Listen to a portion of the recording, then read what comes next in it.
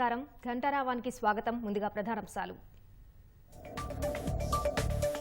LB stadium వేదికగా ఇవాళ Bhajapa BC ఆత్మగౌరవ సభ హాజరు కానున్న ప్రధాని నరేంద్ర మోదీ.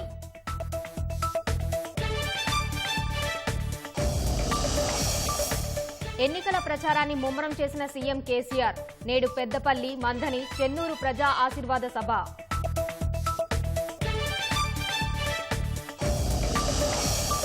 పద్నాలుగు మందితో మూడో జాబితా ప్రకటించిన కాంగ్రెస్.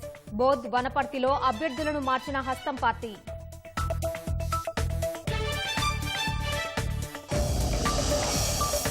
నేటి నుంచి రాష్ట్ర వ్యాప్తంగా రేవంత్ రెడ్డి ఎన్నికల ప్రచారం. మహబూబ్ నగర్ జిల్లాలో సభలకు హాజరు కానున్న పీసీసీ అధ్యక్షుడు.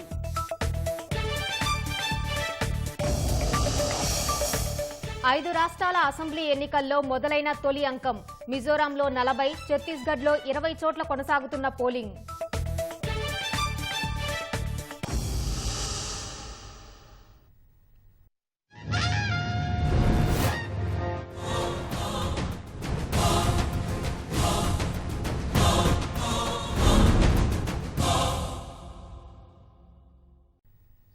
ఎల్బీ స్టేడియం వేదికగా భాజపా ఇవాళ బీసీ ఆత్మగౌరవ సభను నిర్వహిస్తోంది. ఈ సభకు ప్రధానమంత్రి నరేంద్ర మోదీ ముఖ్య అతిథిగా హాజరు కానున్నారు. ఇప్పటికే సభ ఏర్పాట్లను పూర్తి కాగా 1,00,000 మందిని తరలించేందుకు రాష్ట్ర నాయకత్వం ప్రణాళికలు రచిస్తోంది. సభా వేదికగా ప్రధాని పలు కీలక హామీలు ఇచ్చే అవకాశం ఉందని భాజపా వర్గాలు చెబుతున్నాయి. రాష్ట్రంలో అధికారంలోకి వస్తే బీసీని ముఖ్యమంత్రిని చేస్తామని ప్రకటించిన భాజపా ఆ దిశగా నేడు భారీ బహిరంగ సభ నిర్వహిస్తోంది. బీసీ ఆత్మగౌరవ సభ పేరిట ఎల్బీ స్టేడియం వేదికగా ప్రధాని మోదీకి కృతజ్ఞతలు తెలుపుతూ ఆ సభను నిర్వహిస్తోంది. బీసీ ముఖ్యమంత్రి హామీని క్షేత్రస్థాయిలోకి వెళ్లేందుకు ప్రధాని నరేంద్ర మోదీని ఆ సభకు ఆహ్వానించారు. రాష్ట్ర నాయకత్వం ఆహ్వానం మేరకు బీసీ ఆత్మగౌరవ సభకు ప్రధాని ముఖ్య అతిథిగా హాజరు కానున్నారు. ఎల్బీ స్టేడియం పరిసర ప్రాంతాలన్నీ కాషాయ రంగు పులుముకున్నాయి. ఆ సభకు సుమారు 1,00,000 మందిని తరలించేందుకు భాజపా రాష్ట్ర నాయకత్వం ప్రణాళికలు రచిస్తోంది.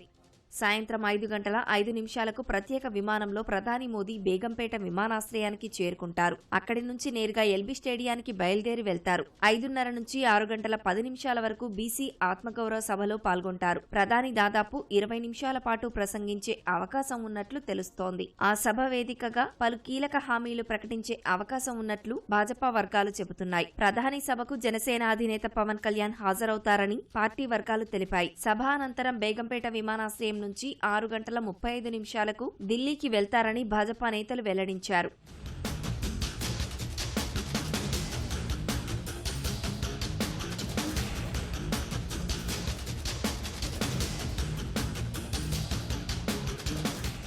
ఎల్బీ స్టేడియంలో భాజపా నిర్వహించే బీసీ ఆత్మగౌరవ సభ ఏర్పాట్లను ఆ పార్టీ నేతలు కిషన్ రెడ్డి, లక్ష్మణ్, తరుణ్ చుగ్ పరిశీలించారు. సభా వేదిక, ప్రవేశ ద్వారాలు, గ్యాలరీలను నేతలు పరిశీలించారు. రాష్ట్రానికి బీసీ ముఖ్యమంత్రిని చేసి తీరుతామన్న లక్ష్మణ్, ప్రధాని హామీ ఇచ్చారంటే ఖచ్చితంగా జరిగి తీరుతుందని స్పష్టం చేశారు. బీసీలంతా ఒక్కటవుతున్నారని, భారాసా కుర్చీలు కదులుతున్నాయని ఎద్దేవా చేశారు. భాజపాపై కాంగ్రెస్ అగ్రనేత రాహుల్ గాంధీ చేసిన వ్యాఖ్యలను ఆయన ఖండించారు. తెలంగాణలో బీజేపీ అధికారంలోకి వస్తే ముఖ్యమంత్రి చేస్తామని బీసీని ప్రకటించడం ఒక సాహసోపేత నిర్ణయం. ఇది ఒక చరిత్రాత్మక నిర్ణయం. దాన్ని జీర్ణించుకోలేక రాహుల్ గాంధీ బీసీలు ముఖ్యమంత్రి అయ్యే అవకాశమే లేదు, వాళ్ళకు ఓట్లే లేవు, బీజేపీ ఎట్లా చేస్తుంది బీసీ ముఖ్యమంత్రి? రాహుల్ గాంధీ, నీకు బీసీల పట్ల అంత ప్రేమ ఉంటే మీరు ప్రకటించండి, మేము అధికారంలోకి వస్తే బీసీని ముఖ్యమంత్రి చేస్తామని. మీరు మీ కుటుంబాలు ప్రయోజనాలకు తప్పితే అది కాంగ్రెస్ అయినా బీఆర్ఎస్ అయినా. తెలంగాణలో బీఆర్ఎస్ ఏమో కల్వకుంట్ల కుటుంబం కోసం బీసీలు పనిచేయాలి, ఎస్సీలు పనిచేయాలి, జెండాలు మోయాలి, ఓట్లు వేయాలి. మీరు మాత్రం ఈ రాజ్యాన్ని వెళ్తారు. మరి కేటీఆర్ మాట్లాడతారు కులం కంటే గులం ముఖ్యమని. అంటే ఇవాళ బీసీలకు గుణం లేదా? బీసీలకు సామర్థ్యం లేదా? తండ్రి చాటు బిడ్డగా నీకున్న అర్హత ఏమిటి, నీకున్న గుణం ఏమిటి అని అడుగుతున్నాను ఇవాళ. అంటే ఇవాళ మీ నాయన కాకపోతే నీవు అంటే మీ గుత్తాధిపత్యమా తెలంగాణ? మీ సొత్త జాగీరా? ఖచ్చితంగా బీసీలకు ఈ హక్కు ఉంది. 52% జనాభా ఉన్నాం, మాకు దక్కాల్సిందని చెప్పి కూడా బీసీలందరూ కూడా ఏకమవుతారు. మీరు బీసీలలో కులాల వారిగా చీలిక తెచ్చే ప్రయత్నం చేసినా, కుట్రలు బనినా, ఒకవైపు ఎస్సీలు ఏ రకంగా ఇవాళ వర్గీకరణ సమస్య మీద కూడా ప్రధానమంత్రి న్యాయం చేయడానికి కూడా ఈ బీజేపీ ముందుకొస్తున్న సందర్భంలో మీరు తాయిలాల పేరు మీద, ఉచితాల పేరు మీద, గ్యారంటీల పేరు మీద మోసం చేస్తామంటే మోసపోవడానికి తెలంగాణ సమాజం సిద్ధంగా లేదు. ముఖ్యంగా బీసీలు ఒకటైతున్నారు, మీ పీటలు కదిలిపోతున్నాయి, వీళ్ళకు గుండెలు రైలు పరిగెడుతున్నాయి, ఆ బెంబేలు ఎత్తిపోతున్నారు. ఎల్బీ స్టేడియంలో జరిగే బహిరంగ సభకు పోలీసులు భారీ భద్రత ఏర్పాటు చేశారు. సభకు హాజరయ్యే నాయకులు, అభిమానులు వాహనాలు నిలిపేందుకు ప్రత్యేక ప్రాంతాలు కేటాయించారు. 2 జాయింట్ సిపిలు, 3 ఐపీఎస్ అధికారులు సహా 25 మంది డీఎస్పీ, 65 మంది సీఐలు, 114 మంది ఎస్ఐలతో పాటు ఇతర సిబ్బంది, 2 క్విక్ రెస్పాన్స్ టీమ్స్, 12 ప్లటూన్ల అదనపు బలగాలు విధుల్లో ఉండనున్నాయి. వారితో పాటు మరో 300 మంది ట్రాఫిక్ పోలీసులు విధుల్లో ఉంటారని అధికారులు తెలిపారు. ప్రధాని పర్యటన దృష్ట్యా మధ్యాహ్నం 2 గంటల నుంచి రాత్రి 8 గంటల వరకు ఎల్బీ స్టేడియం పరిసరాల్లో ట్రాఫిక్ ఆంక్షలుంటాయన్నారు. మోదీ పర్యటన దృష్ట్యా ఎన్టీఆర్ గార్డెన్, లుంబిని పార్కుని మూసివేస్తున్నట్లు హెచ్ఎండీఏ తెలిపింది. భద్రతా ఏర్పాట్లలో భాగంగా మూసివేయాలని పోలీసు ఉన్నతాధికారుల సూచనల మేరకు ఆ నిర్ణయం తీసుకున్నట్లు వెల్లడించారు. భారస సర్కార్ 10 ఏళ్ల పాలనపై 154 అంశాలతో భాజపా ఛార్జిషీట్ విడుదల చేసింది. 154 అంశాలతో ఛార్జిషీట్ రూపొందించింది. 2014-18 మేనిఫెస్టోతో పాటు అసెంబ్లీ సభల్లో కేసీఆర్ ఇచ్చిన హామీలు, అవినీతిని ఎండగట్టింది. ఉద్యోగులు, నిరుద్యోగులను దగా చేసిన తీరుతో పాటు లిక్కర్, డ్రగ్స్ వినియోగం, ఉగ్రవాదంపై ఆందోళన వ్యక్తం చేసింది. ఆ అంశాలను ప్రజల్లోకి తీసుకెళ్లాలని కమలదళం యోచిస్తోంది. పోరాడి సాధించుకున్న తెలంగాణలో భారాస మంత్రులు, ఎమ్మెల్యేలు అవినీతికి పాల్పడుతున్నారని భాజపా ఛార్జిషీట్లో పేర్కొంది. ఇసుక, granite, land, drug, liquor, contract mafia అన్నింట్లో భారాస నాయకులకు సంబంధాలున్నాయని ఆరోపించింది. ప్రతి పథకంలో కమిషన్లు వసూలు చేస్తున్నట్లు ఆరోపించింది. ముఖ్యమంత్రి కుమార్తె కవితకు ఢిల్లీ మద్యం కుంభకోణంలో సంబంధాలున్నట్లు దర్యాప్తు సంస్థలు పేర్కొన్నాయని ఛార్జిషీట్లో వెల్లడించింది. ధరణి పోర్టల్ భారాస నాయకులకు ఏటీఎంగా మారిందని ఆరోపించారు. అమరుల త్యాగాలతో వచ్చిన తెలంగాణ కుటుంబపరమైందని భాజపా రాష్ట్ర ఎన్నికల ఇన్ఛార్జ్ ప్రకాష్ జవడేకర్ ఆగ్రహం వ్యక్తం చేశారు. ఉగ్రవాద మూలాలపైన జవడేకర్ ఆందోళన వ్యక్తం చేశారు. తెలంగాణ स्पिरिट के साथ विश्वासघात किया, केंद्र को असहकार किया, परिवारवाद पूरा चलाया, शराब और ड्रग्स और आतंकवाद इनको प्रश्रय मिला, तो यही इस सरकार की कहानी है. आतंकवाद माने NIA has to find the terrorist and arrest from here. Here are many elements earlier also and now also. We have seen many links, even PFI and many other extremist sources. Radicalization of youth is all happening in Telangana. That is our charge. అవినీతికి ఎవరైనా పాల్పడితే 040-2345-2933 నంబర్కు call చేయాలని స్వయంగా ముఖ్యమంత్రి కేసీఆర్ వరంగల్ సభలో ప్రకటించినా ఆ number మనుగడలోనే లేదని స్పష్టం చేశారు. ముఖ్యమంత్రి కేసీఆర్ రైతును రాజును చేస్తానని చెప్పారని, స్వరాష్ట్రంలో 9.5 7,800 మంది రైతులు ఆత్మహత్య చేసుకున్నారని ఛార్జిషీట్లో ప్రస్తావించారు. ఏకకాలంలో రుణమాఫీ జరగలేదని, సాగుకి 24 గంటల ఉచిత కరెంటు ఇస్తున్నామనేది వాస్తవం కాదని పేర్కొంది. దళిత ముఖ్యమంత్రి హామీ నుంచి మొదలు దళితులకు 3 ఎకరాల భూమి, దళిత బంధు వరకు దగా చేసిందని ఆరోపించింది. బీసీల సమగ్ర అభివృద్ధి కోసం 25,000 కోట్లు ఖర్చు చేస్తామని చెప్పి వారికి ద్రోహం చేశారని ఛార్జిషీట్లో పేర్కొంది. కాళేశ్వరం ప్రాజెక్టులో అవినీతి కళ్ల ముందే కనిపిస్తోందని Bhajapa chargesheet committee chairman Muralidhar Rao ఆరోపించారు. ఈ కాళేశ్వరం ప్రాజెక్టులో ఎక్కడుంది అని మాట్లాడుతున్నప్పుడు truth has the knack of coming out at an appropriate time. నిజం అనేది ఏతుందో అది దాగదు, నిజం బయటికి వచ్చి తీరుతుంది. అయితే నిజం ఎప్పుడు వస్తుంది అంటే దాని సమయంలో వస్తుంది అని అంటారు. ప్రచారం నడుస్తున్నటువంటి సందర్భంగా మీరు గమనించండి, ఎన్నికల ముందు ప్రజల ముందుకు భగవంతుడే తీసుకొచ్చిండా అనేటువంటి పద్ధతిలో కాళేశ్వరం ప్రాజెక్టు ఏదైతే అవినీతి ఉందో అది పిల్లర్లు కుంగిపోవడం ద్వారా ఈరోజు మొత్తం భారతదేశంలోనే కాదు ప్రపంచంలో అంతా కూడా Kaleshwaram is now being discussed. ఇంటికో ఉద్యోగం ఇస్తానన్న ముఖ్యమంత్రి కేసీఆర్ కనీసం ఊరికొక ఉద్యోగం ఇవ్వలేదని, అదే విషయాన్ని ప్రజలకు తెలియజేయాలని కమలం పార్టీ నిర్ణయించింది. 2018 ఎన్నికల మేనిఫెస్టోలో నిరుద్యోగులకు 3,016 వృత్తి ఇస్తానని మోసం చేశారని పేర్కొంది. జీహెచ్ఎంసీని విశ్వనగరంగా కాకుండా విషాద నగరంగా మార్చారని ఆరోపించింది. కాలుష్యం, వరద సమస్యలు, మురికివాడలు లేని నగరంగా తీర్చిదిద్దుతానని మోసం చేశారని భాజపా మండిపడింది. ఎన్నికల ప్రచార నేపథ్యంలో నేడు ముఖ్యమంత్రి కేసీఆర్ చెన్నూరు, మంథని, పెద్దపల్లి నియోజకవర్గాల్లో పర్యటించనున్నారు. మంచిర్యాల జిల్లా మందమర్రి సింగరేణి పాఠశాల మైదానంలో జరిగే ప్రజా ఆశీర్వాద సభ ఏర్పాట్లను ప్రభుత్వ ఎమ్మెల్యే బాల్కసుమన్ పరిశీలించారు. పెద్దపల్లి నియోజకవర్గ కేంద్రంలో నిర్వహించనున్న సభకు నియోజకవర్గ ప్రజలు పెద్ద ఎత్తున తరలివచ్చి విజయవంతం చేయాలని పెద్దపల్లి ఎమ్మెల్యే దాసరి మనోహర్ రెడ్డి కోరారు. మంచిర్యాల జిల్లా బెల్లంపల్లిలో రేపు నిర్వహించే సీఎం కేసీఆర్ బహిరంగ సభ ఏర్పాట్లను సోమవారం రామగుండం సిపి రెమా రాజేశ్వరి పరిశీలించారు. సీఎం సభ ఏర్పాట్లకు సంబంధించి విషయాలను స్థానిక అధికారులతో పాటు బారాసా నాయకులను అడిగి తెలుసుకున్నారు. మైదానంలో భద్రత ఏర్పాట్లను పర్యవేక్షించారు. రాష్ట్ర బీఆర్ఎస్ పార్టీ అధ్యక్షులు శ్రీ కల్వకుంట్ల చంద్రశేఖరరావు గారు పెద్దపల్లి పట్టణానికి వచ్చేసి ప్రజా ఆశీర్వాద సభలో పాల్గొనడం జరుగుతుంది. మరి ఈ సభకు పెద్దపల్లి నియోజకవర్గంలోని ఈ 6 మండలాల నుండి 2 మున్సిపాలిటీ నుండి మరి బీఆర్ఎస్ పార్టీ కార్యకర్తలు, శ్రేణులు, నాయకులు, గౌరవ ప్రజాప్రతినిధులు అందరూ కూడా అన్ని గ్రామాల నుంచి మధ్యాహ్నం 1ంటికే మీరు బయలుదేరండి. 3 గంటల వరకు గ్రామాల నుంచి మరి మైదానంలో చేరాలి. గ్రామ నాయకత్వం కానీ, మండల నాయకత్వం కానీ తప్పకుండా మరి వచ్చేపోయేటువంటి ప్రజల కొరకు, కార్యకర్తల కొరకు తగిన ఏర్పాటు చేసి వారిని క్షేమంగా తీసుకెళ్లేటువంటి ఏర్పాటు జరగాలి. ఎన్నికల గడువు సమీపిస్తున్న వేళ కాంగ్రెస్ పార్టీ ప్రచారం వేగవంతం చేసింది. ఇవాల్టి నుంచి పీసీసీ చీఫ్ రేవంత్ రెడ్డి రాష్ట్ర వ్యాప్తంగా ఎన్నికల ప్రచారం చేపట్టనున్నారు. ఈ నేపథ్యంలో ఉమ్మడి మహబూబ్ నగర్ జిల్లాలో నిర్వహించనున్న బహిరంగ సభల్లో రేవంత్ పాల్గొననున్నారు. హెలికాప్టర్లో హైదరాబాద్ నుంచి అలంపూర్కు చేరుకుని జోగులాంబ అమ్మవారి ఆలయంలో ప్రత్యేక పూజలు చేయనున్నారు. అనంతరం అలంపూర్ సభలో పాల్గొన్నాక మధ్యాహ్నం 2 గంటలకు గద్వాల, సాయంత్రం 4 గంటలకు మక్తల్ బహిరంగ సభలకు రేవంత్ హాజరవుతారు.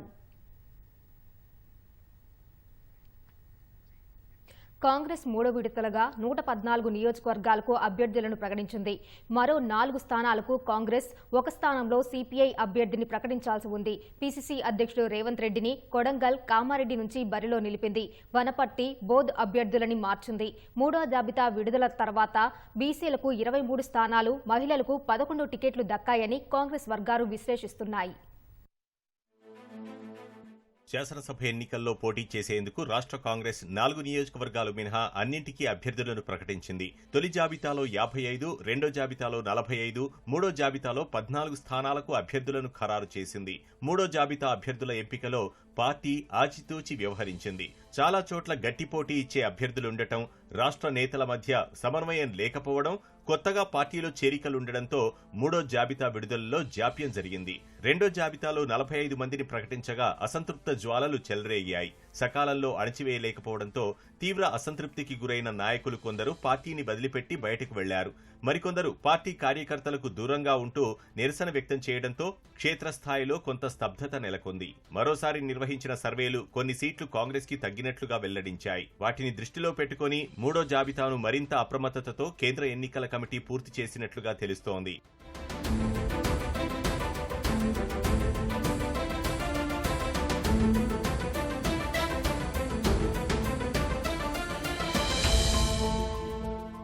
చెన్నూరు వివేకానంద్, జుక్కల్ లక్ష్మీకాంతరావు, బాన్సువాడ ఏనుగు రవీందర్ రెడ్డి, కామారెడ్డి రేవంత్ రెడ్డి, నిజామాబాద్ అర్బన్ మొహమ్మద్ షబ్బీర్ అలీ, కరీంనగర్ పురుమళ్ల శ్రీనివాస్, సిరిసిల్ల కేకే మహేందర్ రెడ్డి, నారాయణఖేడ్ సురేష్ కుమార్ షెట్కార్ ని బరిలోకి దింపింది. పటాన్చెరు మధు ముదిరాజ్, డోర్నకల్ డాక్టర్ రామచంద్ర నాయక్, ఇల్లందు కోరం కనకయ్య, వైరా మాలోతు రామ్దాస్, సత్తుపల్లి మట్టా రాఘమయ్యి, అశ్వరావుపేట జారే ఆదినారాయణ్ని పోటీలో నిలిపింది. మరో 2 చోట్ల మార్పులు చేర్పులు చేసింది. వనపర్తిలో మాజీ మంత్రి చిన్నారెడ్డి స్థానంలో మెగారెడ్డిని, బోధు నుంచి ముందు ప్రకటించిన వెన్నెల అశోక్ కు బదులు గజేందర్ ని ప్రకటించింది.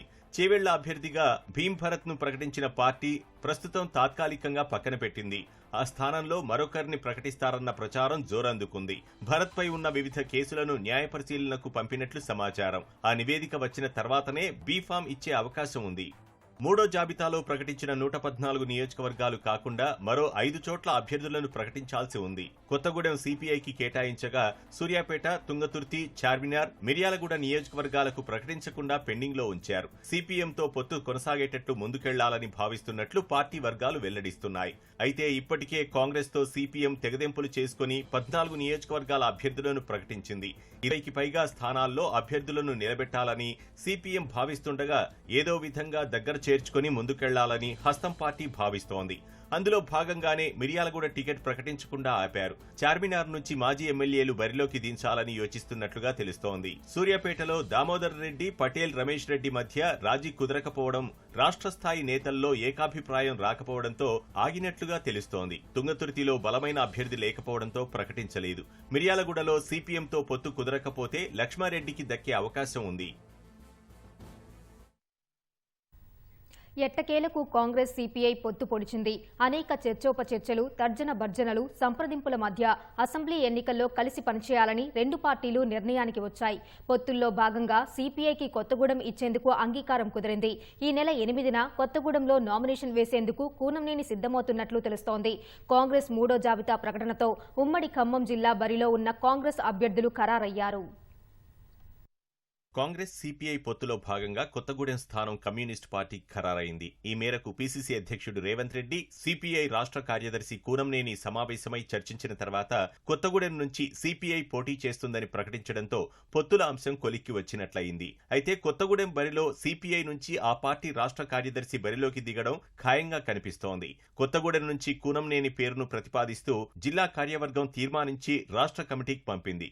కేంద్ర కమిటీ ఆమోదంతో అభ్యర్థిత్వం అధికారికంగా ఖరారు కావాల్సి ఉంది.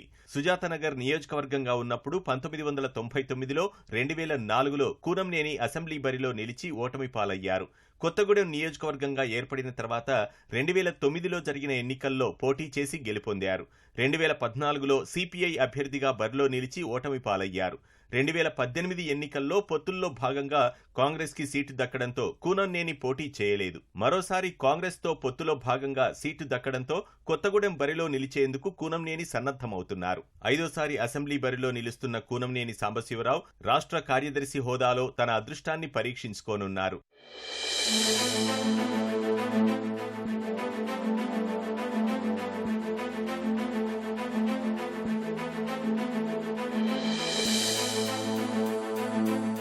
కాంగ్రెస్ 3వ జాబితా ప్రకటనతో ఉమ్మడి ఖమ్మం జిల్లాలో కొత్తగూడెం సిపిఐకి కేటాయించిన స్థానం మినహా మిగిలిన 9 స్థానాలకు అభ్యర్థులు ఖరారయ్యారు. ఇల్లందు నుంచి కోరం కనకయ్య, వైరాలో మాలోతు రామదాస్, సత్తుపల్లి మట్టా రాగమయ్యి, అశ్వరావుపేట జారే ఆదినారాయణ పేర్లను హస్తం పార్టీ ప్రకటించింది. తొలి 2 జాబితాల్లో ఉమ్మడి ఖమ్మం జిల్లా కేవలం 5 స్థానాల్లో మాత్రమే అభ్యర్థులను ప్రకటించింది.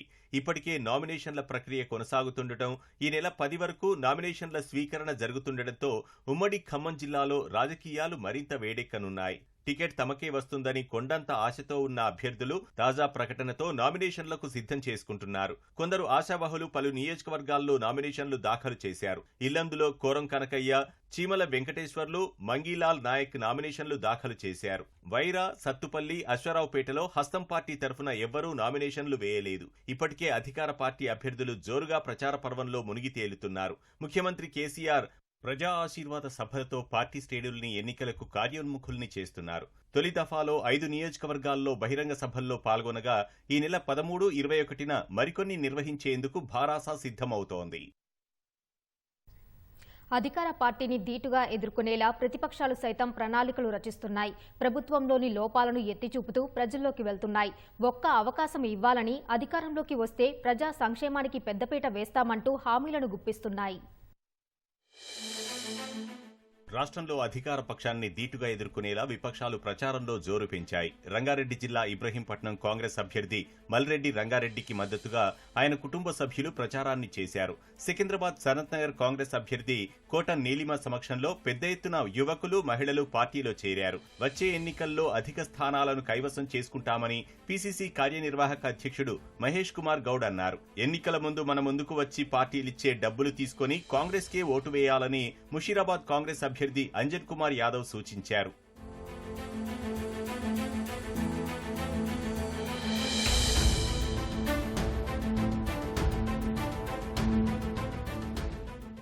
ఖమ్మంలో అన్ని పార్టీల నాయకులు ఎన్నికల్లో ప్రచార జోరు పెంచారు. అభ్యర్థులు తమదైన శైలిలో ప్రజల్లోకెళ్తున్నారు. మంచిర్యాల జిల్లా చెన్నూరులో హస్తం పార్టీ శ్రేణులు భారీ ర్యాలీ నిర్వహించగా మందమర్రి నుంచి ప్రారంభించిన ర్యాలీలో కాంగ్రెస్ నాయకుడు వివేక్ వెంకటస్వామి, మాజీ ఎమ్మెల్యే నల్లాల ఓదెలు పాల్గొన్నారు. సూర్యాపేట జిల్లా హుజూర్ నగర్ లో ఎంపీ ఉత్తమ్ కుమార్ రెడ్డి ప్రచారం చేశారు. సంగారెడ్డి జిల్లా జహీరాబాద్ లో కాంగ్రెస్ అభ్యర్థి మాజీ మంత్రి ఏ చంద్రశేఖర్ ప్రచారం నిర్వహించారు. ముఖ్యమంత్రి కేసీఆర్ గజ్వేల్ నియోజకవర్గాన్ని వదిలి కామారెడ్డికి ఎందుకు వస్తున్నాడో ప్రజలకు తెలపాలని షబ్బీర్ అలీ డిమాండ్ చేశారు. నాగార్జునసాగర్ నియోజకవర్గంలో దాదాపు 100 కుటుంబాలకు చెందిన భారాస నాయకులు జైవీర్ రెడ్డి ఆధ్వర్యంలో కాంగ్రెస్ లో చేరారు. యాదాద్రి భువనగిరి జిల్లా రామన్నపేటలో రోడ్ షోలో మాజీ ఎమ్మెల్యే రాజగోపాల్ రెడ్డి, కాంగ్రెస్ అభ్యర్థి వేముల వీరేశం పాల్గొన్నారు. ములుగు జిల్లా తాడ్వాయి మండలంలోని పలు గ్రామాల్లో ఎమ్మెల్యే సీతక్క ఇంటింటి ప్రచారం నిర్వహించారు. కాంగ్రెస్ అధికారంలోకి వస్తే మేనిఫెస్టోలోని పథకాలన్నీ అమలు జరుగుతాయన్నారు. కాంగ్రెస్ తోనే రాష్ట్ర అభివృద్ధి సాధ్యమని హుజూరాబాద్ కాంగ్రెస్ ఎమ్మెల్యే అభ్యర్థి ఒడితెల ప్రణవ్ అన్నారు. నియోజకవర్గంలోని కమలాపూర్ మండలం బత్తినివానిపల్లిలోని ఆంజనేయ స్వామి ఆలయంలో ప్రత్యేక పూజలు చేసి ప్రచారాన్ని ప్రారంభించారు.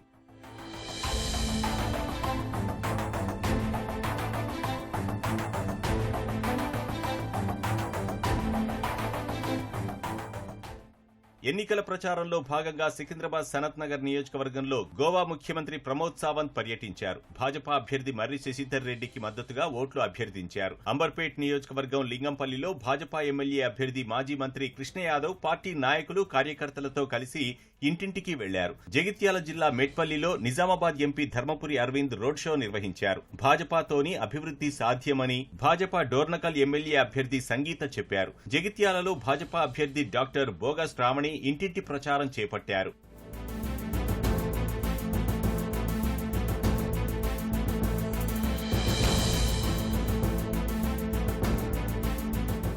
శాసనసభ ఎన్నికలు రోజురోజుకి మరింత రసవత్తరంగా మారుతున్నాయి. హైదరాబాద్ జూబ్లీహిల్స్ నుంచి మహమ్మద్ రషీద్ ఫరాజ్, రాజేంద్ర నగర్ నుంచి బెల్లి రవి యాదవ్ ను మజ్లిస్ పార్టీ ప్రకటించింది. కుటుంబ పాలన నుంచి తెలంగాణ గడ్డను విముక్తి చేయడం కోసం ప్రజల గొంతుకగా ఉంటానని బీఎస్పీ రాష్ట్ర అధ్యక్షుడు ఆర్ఎస్ ప్రవీణ్ కుమార్ అన్నారు.